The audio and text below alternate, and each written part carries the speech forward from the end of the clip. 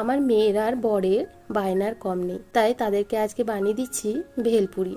একটা প্যানের মধ্যে অল্প একটু সর্ষের তেল আর হলুদ নিয়ে মুড়িটাকে ভেজে নিলাম।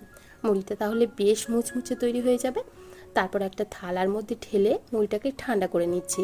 একটা বড় গামলার মধ্যে নিয়ে নিলাম সেদ্ধ করে রাখা ছোট ছোট আলু, শসা কুচি, পেঁয়াজ কুচি, টমেটো কুচি, কাঁচা লঙ্কা কুচি। তারপর দিয়ে দিলাম ভাজা জিরের গুঁড়ো, লঙ্কা গুঁড়ো, চাট মশলা আর বিট লবণ। খুব ভালোভাবে আলুর সাথে মাখিয়ে নিলাম। তারপর এখানে মুড়িটা দিয়ে দিলাম অল্প একটু ভাজা বাদাম, ধনে পাতা কুচি, 1 চামচ পরিমাণে ধনে পাতার চাটনি, 2 চামচ পরিমাণে তেঁতুলের মিষ্টি চাটনি। খুব ভালোভাবে আবারও মাখিয়ে নিলাম। সব শেষে দিয়ে দিচ্ছি অল্প একটু লেবুর রস আর বেশ কিছুটা ঝুরি ভাজা ছাড়া ভেলপুরি একদমই অসম্পূর্ণ। বাবা মেয়ে খুশি তো আমিও খুশি। ভিডিওটি ভালো লেগে থাকলে প্লিজ সাবস্ক্রাইব করবেন। Thank you for watching.